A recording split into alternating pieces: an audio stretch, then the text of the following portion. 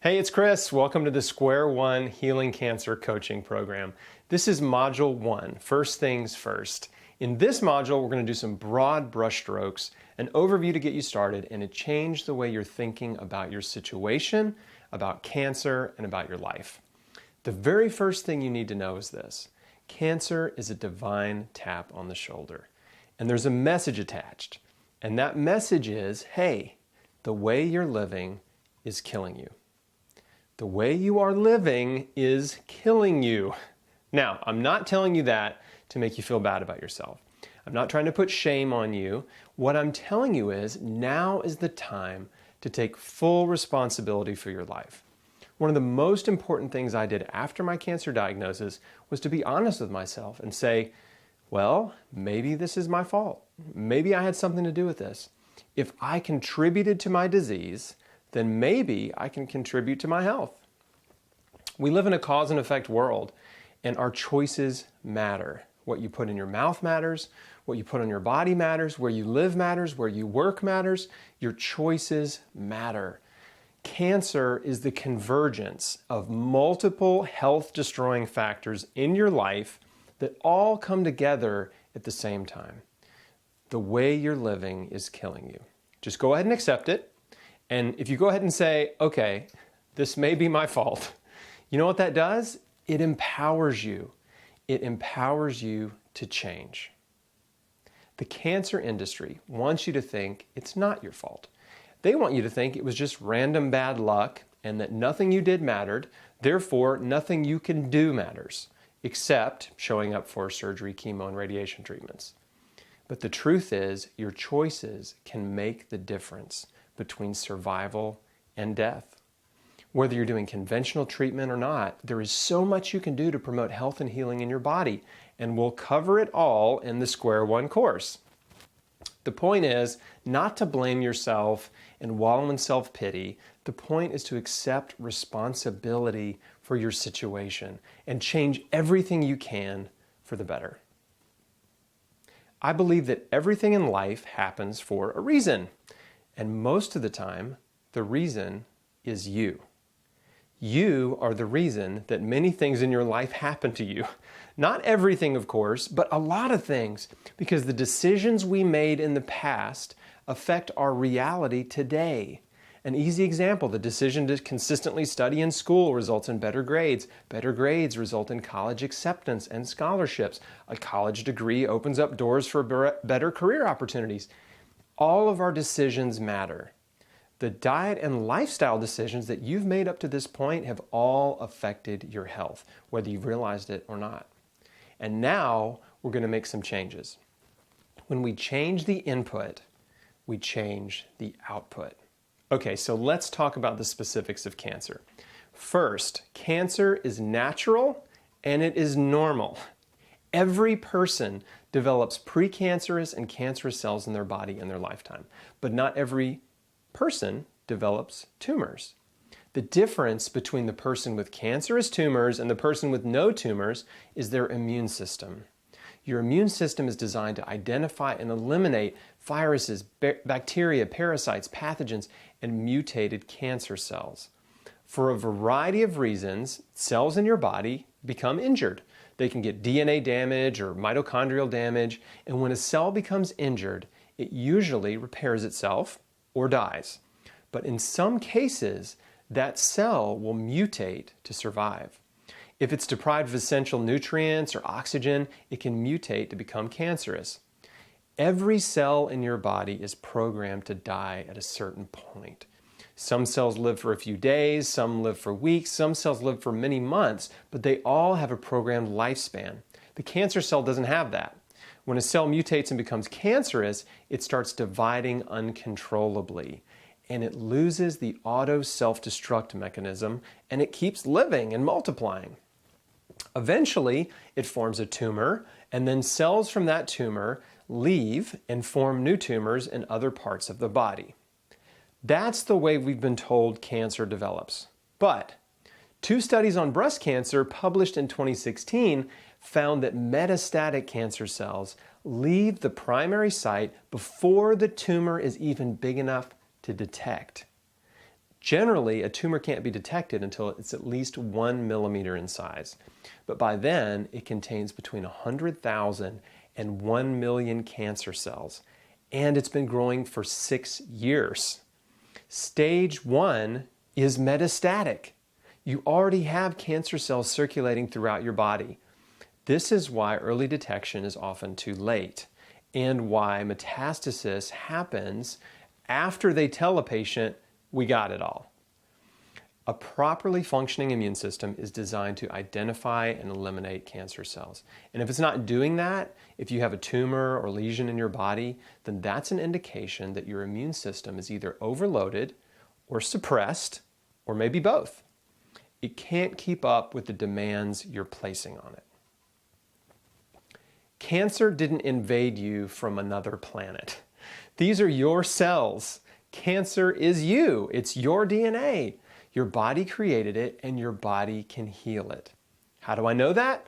Well, besides my own healing experience, I've talked to, interviewed, and coached hundreds of people who've healed cancer, and many of their stories are much more remarkable than mine. I've met and interviewed many people who've healed stage 4 terminal cancer after chemo, surgery, and radiation failed them, and others who've healed without doing any of those treatments. If you know my story, then you know I had surgery, and then I chose nutrition and natural non-toxic therapies instead of chemotherapy. And my odds of survival as a young adult with metastatic colon cancer, stage 3C, were, as my oncologist put it, very grim.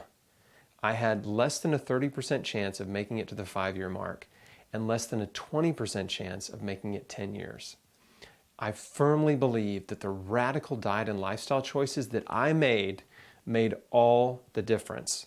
My choices are the reason I'm here today. In the medical community, and especially in the cancer community, there's a long-standing belief that cancer is linear.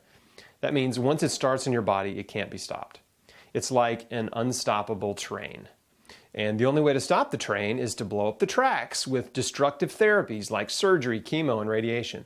But there's a lot of scientific evidence to the contrary. When cancer goes away on its own, it's called spontaneous remission. This is a medically documented fact. It's a medical term. They made it up, not me. In fact, there's a huge book called the Spontaneous Remission Project. It has over 3,500 references from 800 medical journals. It's the largest compilation of case studies and medical references of cancer patients who've had spontaneous remission. These were cancer patients who either didn't do treatment or the treatment didn't work, and then for some reason their cancer went away. We have scientific proof that the body can heal cancer. The medical industry calls it spontaneous remission, but we have another term for it: healing. Spontaneous remission means the body healed it. The body created it, and the body can heal it. There are thousands of scientifically documented cases, not to mention all the wonderful testimonials online, but skeptics still like to say, well, that's just anecdotal. The truth is, we learn from the experiences of others. Those are anecdotes. And many of the most important scientific discoveries in human history started with an anecdote. Sometimes one anecdote is all it takes to change your life. When I started my healing adventure in 2004, the internet was not helpful. There were no good websites for healing cancer. There was no social media, no YouTube, no Facebook. All I had was one book. One man's testimonial. That was it. But that was all I needed. I knew it was an answer to prayer, and it was enough to inspire me to change everything. Things are much better for you today. There's never been a better time to get cancer. There are hundreds, if not thousands, of cancer healing testimonials online, on Facebook, on YouTube. There are over 50 on my site alone, and I'm adding new ones all the time. Cancer can go away. It's called spontaneous remission. I want you to understand and believe that healing is possible. The body created it, and the body can heal it, if given the proper nutrients and care, which means You have to change the way you're living and remove all of the cancer-causing factors in your life. In most cases, cancer isn't caused by one thing. Many of you know the story of Erin Brockovich. She found out they had very high rates of cancer in her town because a local factory was illegally dumping hexavalent chromium, and it was contaminating the water supply. And a lot of people were getting cancer. So in that case, they could pinpoint it to one thing. But still, not everyone who drank the toxic water got cancer. So the good news is, even if you're exposed to environmental toxins, your diet and lifestyle can be protective. But you still need to reduce your toxic exposure to the absolute minimum. I'm going to show you how to do that in Module 4.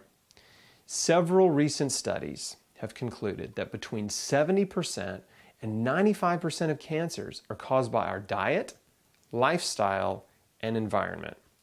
I'm going to add a fourth factor, stress. I'll address that in Module 5, but for now, let's talk about the first three. Many researchers believe that less than 5% of cancers are genetic, and that 95% are caused by diet, lifestyle, and environment. But even if that figure is closer to 70%, that's huge. 70% has almost everything to do with you. So let's talk about epigenetics. Epigenetics is a branch of science that studies how genes express themselves. So we know that not every woman with a breast cancer gene gets breast cancer. Why? Because your genes don't determine your fate. Your diet, lifestyle, and environment all contribute to whether or not your genes express themselves. We've all inherited some good genes and some bad ones. We want to express or turn on as many of the good cancer-preventing genes as possible, and you want to turn off or prevent the expression of the bad cancer-causing genes. Your diet and lifestyle behaviors and your environment can make all the difference. Your choices matter. There's a recent study that looked at multiple groups of twins. And what they found is that if one twin gets breast cancer, then the other twin has a much higher risk of getting breast cancer, especially if they're identical twins because they're genetically identical. But even though the other twin is a higher risk, many of them still don't get cancer. This further illustrates the point that it's not just about genetics. Genetics may load the gun, but your diet and lifestyle pull the trigger. So yeah, you may have a higher risk of cancer, heart disease, or diabetes if your parents or grandparents had those diseases, but your risk increases the most if you eat the same Western diet as them. So if you live the way they lived, you can expect to get the same diseases they got. If your mom got breast cancer and she had a Western diet and she didn't exercise, and then if you eat a standard Western diet and don't exercise, then yeah, you probably will get breast cancer too. But if you eat a radically different diet modeled after the longest living people around the world with the lowest rates of breast cancer, and you're active, then your risk of getting breast cancer will be much, much lower. The rate of breast cancer is 6 times lower in Japan than it is in the US. But when Japanese women migrate to the US and adopt the Western diet and lifestyle, their rate of breast cancer eventually rises to the same level as American women. Your choices matter. Think of your body like a giant factory. The beginning of the conveyor belt, the entrance of the factory is your mouth, and the parts coming into the factory are food. Food is coming into your mouth and going down the conveyor belt, which is your digestive tract, from mouth to anus. And along the way, workers in your factory are breaking down the food you eat and carrying the nutrients all around your body to give your cells what they need. The product of your factory is health. The goal of your body is to stay healthy, right? In homeostasis. Now, imagine a factory that's open 24 hours a day and the assembly line never stops, and gradually the owners of the factory keep putting more stuff on the assembly line, but they don't hire any more workers. If you keep adding parts to the assembly line and you don't add more workers, you're going to create chaos in the factory. There's a classic I Love Lucy episode where Lucy and Ethel are working in a candy factory wrapping chocolates as they come down the conveyor belt. then the conveyor belt speeds up and they can't keep up and the candies are piling up and falling off. And they're trying to get rid of the extra candies by eating them and stuffing them in their clothes so they don't get fired. It's hilarious chaos. This is kind of like what's happening in your body if you have cancer or any type of chronic Western disease, except it's not hilarious. Your body is overloaded and overwhelmed. There's too much coming in too fast, and your body can't keep up with the demand you're putting on it. Chaos ensues, garbage piles up, problems arise, and everybody is working as hard and as fast as they can just to try to keep up with the demand, but they aren't able to keep up. Your immune system is overwhelmed and it doesn't have enough capacity to deal with the rogue cancer cell that started multiplying and formed a lesion or a tumor, or maybe spreading in your blood like leukemia or lymphoma. What we want to do is we want to reduce the stress on your body, reduce your toxic load, simplify your life, and create an environment where your body can thrive, where it can prevent and heal cancer. We want your body to be a place where cancer cannot thrive. In the scientific community, they refer to this as an environment that's inhospitable to cancer. It's all about the terrain. Your internal terrain is either hospitable to cancer or inhospitable. We want to make it inhospitable. And there are major changes you can make to improve your internal terrain. Right now, you are what you ate. Your body is essentially made out of everything you put in your mouth. If you've been eating junk food and fast food for years, well, then your body is basically built out of junk. It's clogged up and it's polluted and it's not running right. But when you replace the man-made processed junk with high-quality raw materials straight from the earth, you dramatically change your internal terrain. I'm going to show you specifically how to do that in the anti-cancer diet modules, which is modules 3 and 4. Now I want to switch gears. There are two important questions that I ask every cancer patient, and now I'm going to ask you. The first one is, why do you think you have cancer? If you're taking notes, write the answer down. What are the reasons that you think you have cancer? I think you know why you have cancer. There may be some factors in your life that you aren't aware of yet, but I'm also confident that there are factors you do know about. If you think it's stress, you're right. If you think it's because you haven't been taking care of yourself, you're right. How do I know that? Because I've talked to hundreds of cancer patients, and when I ask them that question, they all tell me, I haven't been taking care of myself, and I've had a lot of stress in my life. Listen to your instincts and your intuition. Now, your doctor is not going to ask you why you think you have cancer, because most doctors don't care what you think. If you volunteer why you think you have cancer to your doctor, he's just going to shrug it off and say, it wasn't your diet or lifestyle or stress. It was just bad luck or bad genes. If you have family history, they'll tell you it's genetic. I didn't have any family history, and they told me mine was genetic. Blaming genetics is a way to make the cancer patient powerless.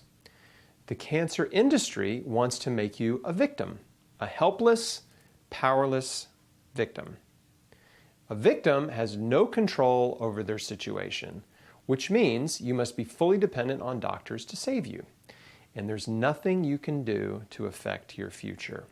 No, it's nothing you did. No, your diet doesn't matter. Yes, it's okay to eat ice cream, pizza, and burgers. You just need to make sure you eat enough so you don't lose weight. Natural non-toxic therapies won't help you. We are your only hope. That is the message that cancer patients are getting from their oncologists. And I'm here to tell you it's a lie. They're not your only hope. Your body created it. Your body can heal it. The second question I ask every cancer patient is, do you really want to live? The first time someone asked me that, it scared me because I'd never really thought about it. I was so focused on not dying, I wasn't really thinking about living and whether or not I really truly wanted to live. So you need to answer this. It's a yes or no question.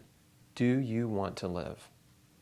Because if you don't really want to live, there's really no point in doing anything. There's no point in changing your life. There's certainly no point in doing surgery, chemo, or radiation. Maybe you're content with your life and you're ready to die. Or maybe you're unhappy with your life and you're just tired of living. That's okay. No judgment. If you're ready to die, that's totally fine. My suggestion to you is, why don't you just enjoy the rest of your life doing what you want to do? Like Norma Bauerschmidt, aka Driving Miss Norma. She refused cancer treatment at 90 years old, hit the road in an RV, and spent the last year of her life traveling all over the US, having adventures with her son and his wife.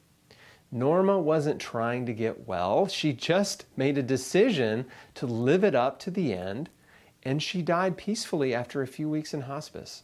I love that. If I had a loved one with cancer and they told me, I don't want to do anything, I just want to enjoy the rest of my life eating cheeseburgers and milkshakes 3 times a day, I'd say, okay, if that's what you want, I'll go get you some. You shouldn't do anything you don't want to do. Whether it's surgery, chemo, radiation, alternative therapies, whatever it is, if you don't want to do it, if you don't have that strong will to live, don't do it. But if you do want to live, you should know that beating cancer, healing the body, takes total commitment. Total commitment, no excuses. The characteristics of cancer patients that get well, like myself and hundreds I've met, are the same. We're all the same. There are 2 characteristics of cancer patients who heal cancer. 1, they have a strong will to live. And 2, they're willing to do whatever it takes to get well. They make no excuses. That's who this course is for. It's for people who have a strong will to live, who take full responsibility for their health, and who are willing to change everything. If that's you, then great. I am here for you. You are the person I am here to serve. But if you don't have a strong will to live, if you don't want to change your life, if you're not willing to quit smoking or change your diet or exercise or forgive, then this course is not for you. You must have a strong will to live, and you must be willing to do whatever it takes to get well. I'm talking about taking massive action. Minimal action usually produces minimal results.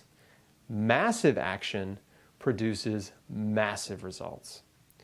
Sometimes small changes can produce big results, but if that's what you're hoping for, your hope is in the wrong place, because I will never tell you this one supplement or this herb or this one food is going to cure your cancer. And anyone who tells you those kinds of things is scamming you. That's snake oil, the one cancer cure, the magic bullet. There is no magic bullet. Healing requires a total life change. You have to be prepared to take massive action and make a total commitment. I'm talking about at least 2 years. 2 years, hardcore life change. I've seen a lot of cancer patients have dramatic turnarounds in their health in a very short time. 30, 60, 90 days. Tumors start to shrink or even disappear. But a 2-year commitment is essential because that's when you're at the highest risk of recurrence. Every cell in your body regenerates. You have almost an entirely new body every year. Nearly every cell has been replaced. Some cells many times over in a year. But 1 year from now, you will basically have an entirely new body. That's pretty cool to think about. You are rebuilding your body. Every bite you take, you're building a new body.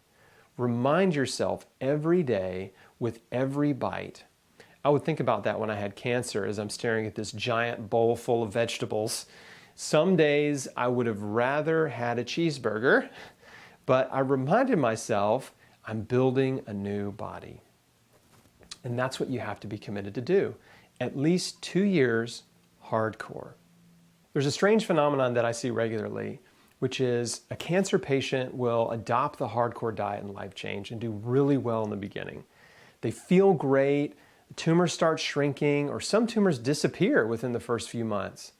And then for some reason, they get lazy and complacent, and they gradually go back to their old habits and their old way of living. And then the cancer starts growing again, or it comes back.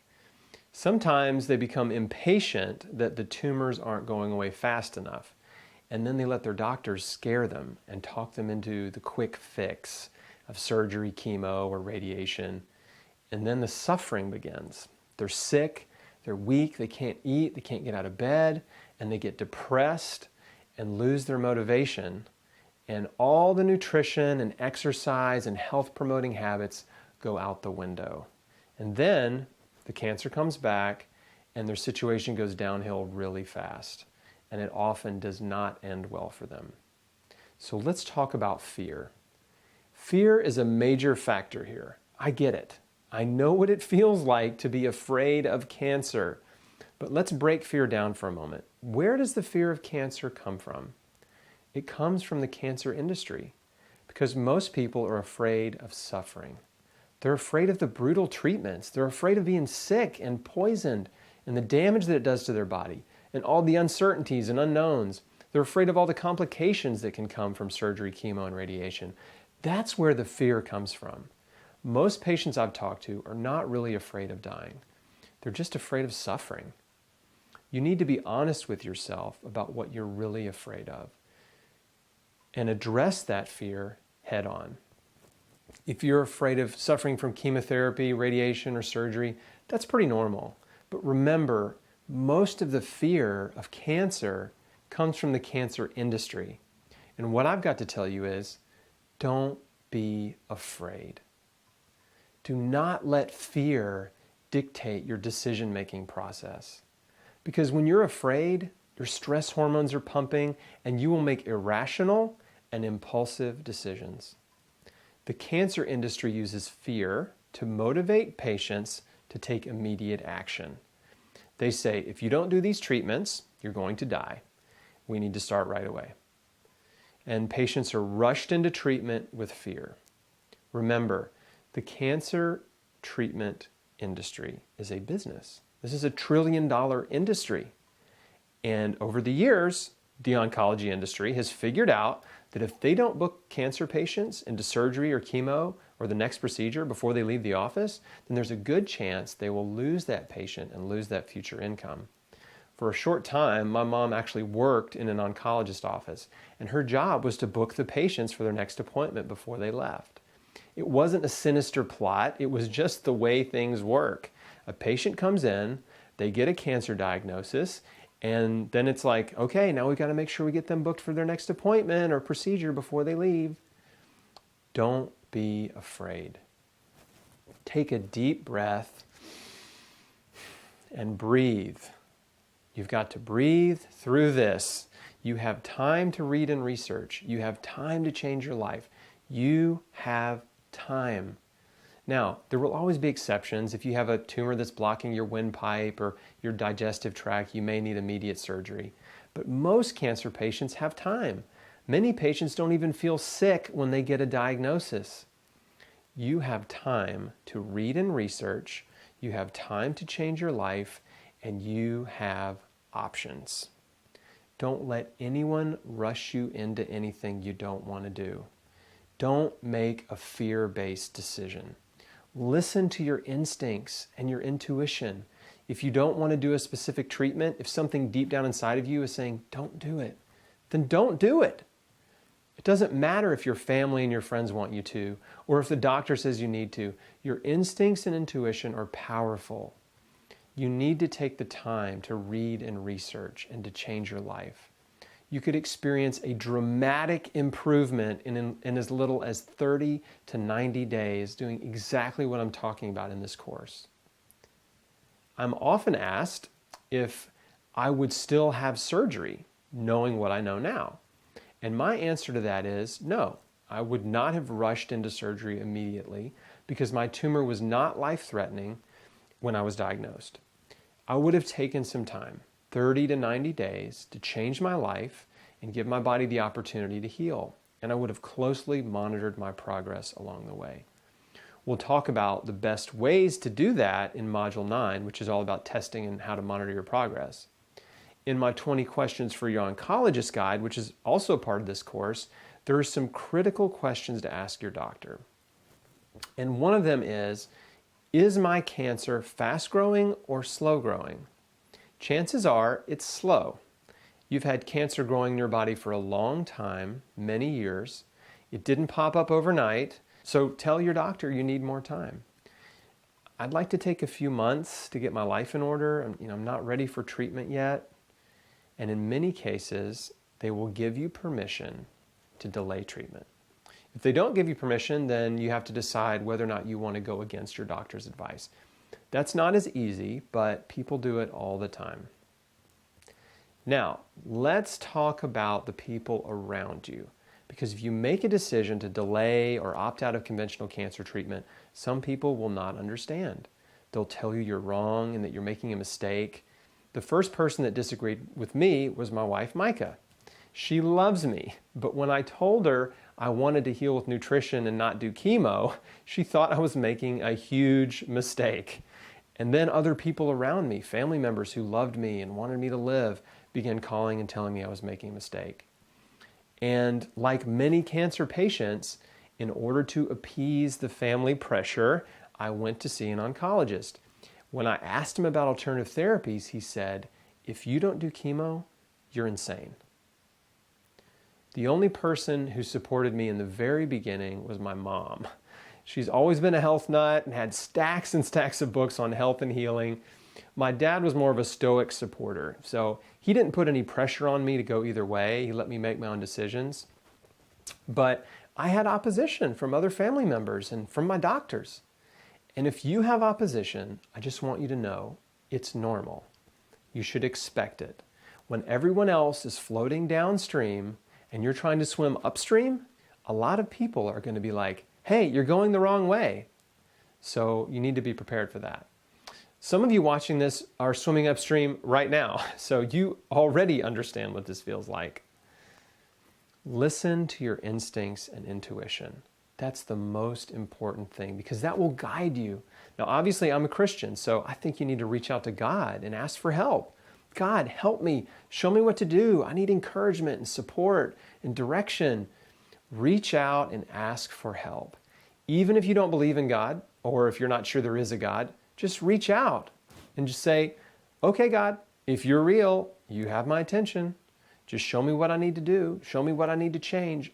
I'm listening." And I can assure you that if you sincerely reach out that way and ask for help, you'll get it.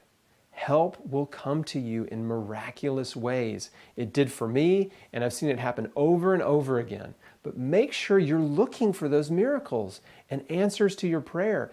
Don't dismiss them or shrug them off as coincidence. There are no coincidences. During this process, you may need to have conversations with people around you who don't understand because they will continue to pester you and they will create a lot of stress and anxiety in your life.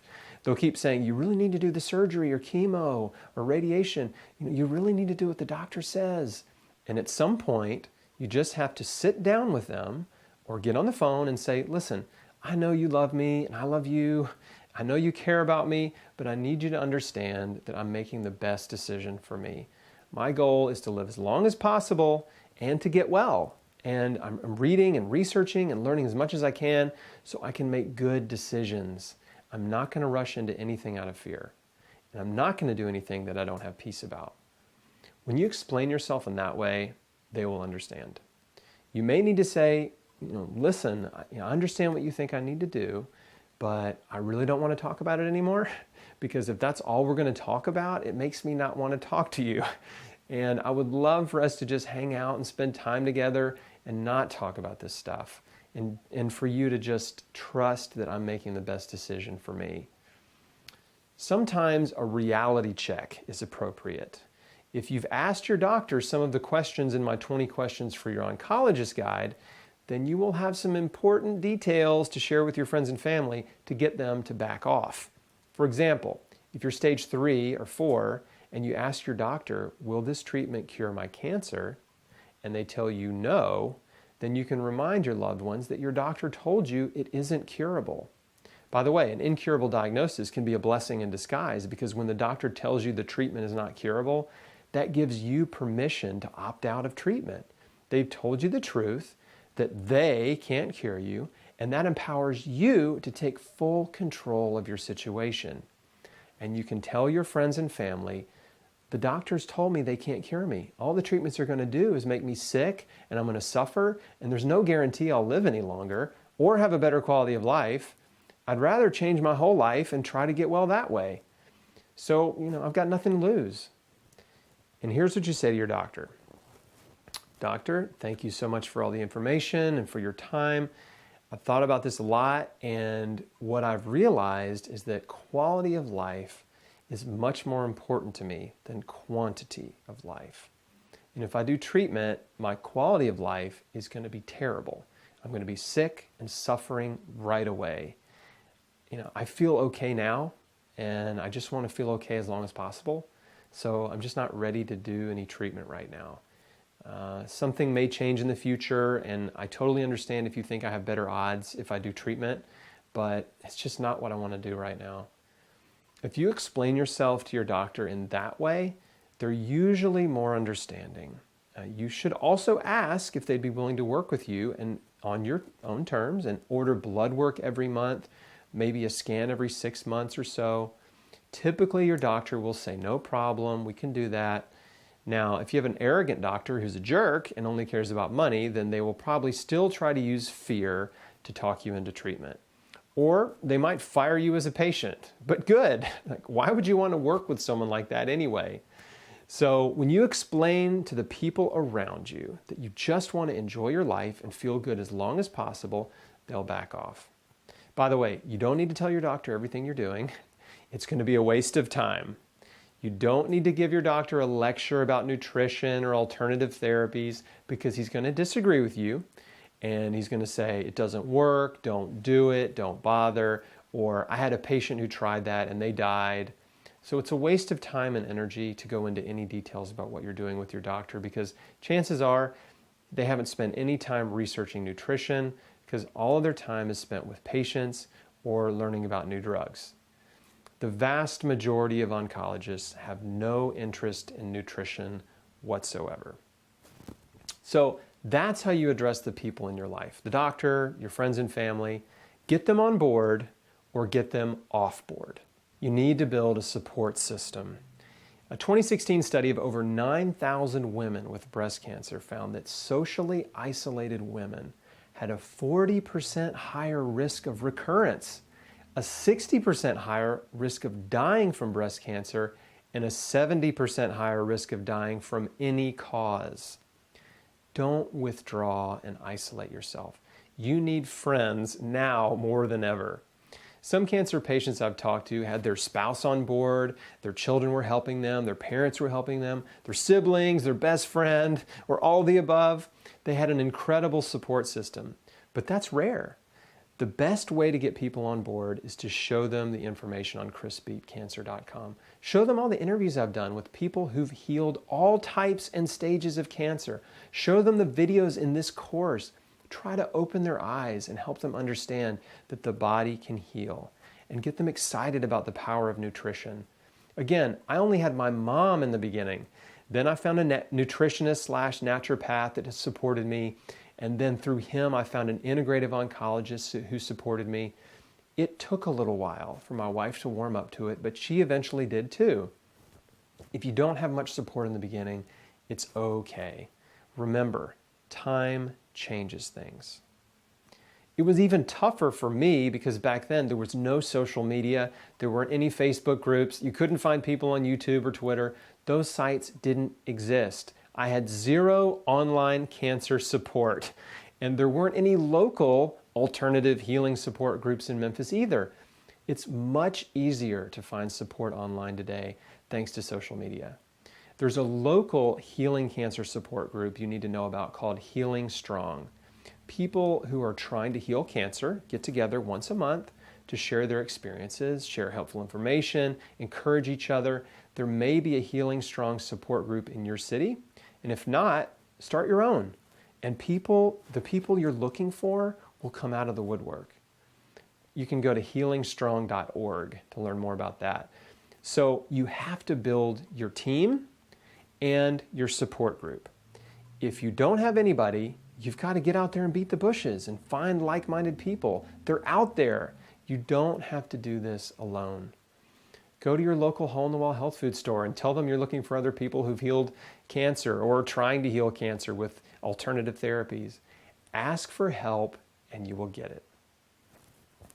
The support groups you want to stay away from are the conventional cancer support groups.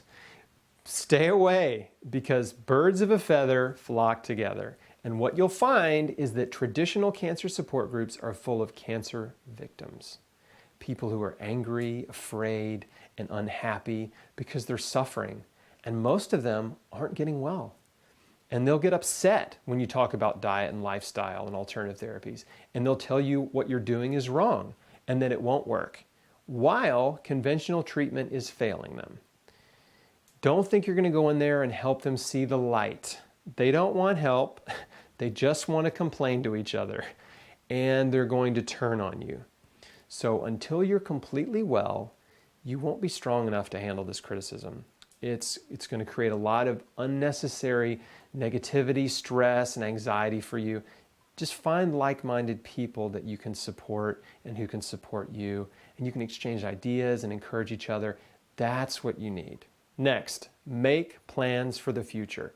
Document the entire process. Journal, do a video diary, start a blog. Document what you're doing because you need to plan to A, get well, and B, use what you've learned to help other people. You need life goals, future goals to work toward. Making plans for the future is very important. You know, the spirit-mind-body connection is a mystery, but something happens when you plan for the future. You're planning to live. You're sending signals of life to your body. It's very powerful. So don't be afraid to make plans for the future. I know some of you may be thinking, well, I don't know if I'll be here in a year or 2 years. Instead of thinking that way, I want you to think, I'm going to live. And these are my plans for my life. For next year, for the next 5 years, for the next 10 years, sketch out your life goals, the things you want to accomplish. I'm going to see my daughter graduate college. I'm going to see my son get married. I'm going to watch my grandkids grow up. I'm going to be a great grandparent. Making plans for the future is so important. When I was diagnosed, I didn't have any children, and I wanted to have a family. I wanted to be a dad. It was in my life plan. But if I did chemotherapy, it was likely that I wouldn't have been able to have children of my own. That was one of the reasons I didn't want to do chemo. And now I have 2 beautiful girls. If I'd done chemotherapy, my girls wouldn't be here, and I probably wouldn't be here either. So make plans for the future. And the last thing is, enjoy your life. Enjoy your life. Don't let fear and cancer steal your joy. Depression suppresses your immune system. It's a vicious cycle. If you're depressed and fearful and anxious and worried, it makes you more vulnerable to cancer. So you need to focus on things that bring you joy, hope, optimism, and encouragement. That's what the Square One course is all about. And you need to start living your life. Really living. There's an organization for young adult cancer patients called Stupid Cancer. And even though they're very conventionally minded, I love their slogan, which is Get Busy Living. Now is your time to live. You could die in a car wreck tomorrow. There's 100 different ways you could die besides cancer. So there's no point in letting cancer paralyze you into depression and inaction where you just sit at home and feel sorry for yourself. Start doing things you've always wanted to do, like Miss Norma. Make plans, get out there, live your life, do fun stuff. Go skydiving, mountain climbing, and bull riding like the Tim McGraw song. Decide to enjoy your life and to enjoy the process and get busy living. Even if some of these radical changes are difficult for you, like giving up your bad habits and your favorite junk food to eat vegetables that you've never liked, you've got to keep your perspective. The fact that you can get out of bed in the morning, that you can see, that you can hear, you can breathe fresh air, you can feel the sunshine on your skin, and that you're alive, these are things to be thankful for. I talk about this a lot more in Module 7 about how to identify and eliminate the stress in your life and how to stay positive and enjoy your life, but I just wanted to touch on that here. The overarching goal of the Square One program is to help you change your whole life and for you to enjoy the process. This is a new chapter. It's a new season in your life. It's a new adventure. So don't look at it like a chore. Don't look at it like drudgery. If you're focused on negativity and feeling sorry for yourself, stop it. Stop focusing on the things you can't do and start focusing on all the things you can do.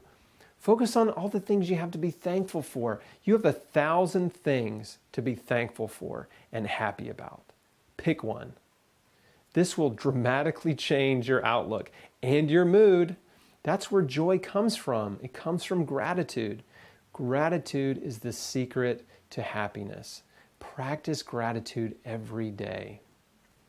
In Module 2, I'm going to help you connect the dots and identify the many factors in our world and in your life that are causing and contributing to cancer. And I will show you the steps you can take to systematically remove these cancer causers from your life, making it easier for your body to heal, and also significantly reduce your risk of recurrence or of getting cancer in the first place. We're going to talk about your diet and lifestyle, your home, your work environment, stress, and a lot more. Don't miss it. Thanks for watching, and I'll see you on Module 2.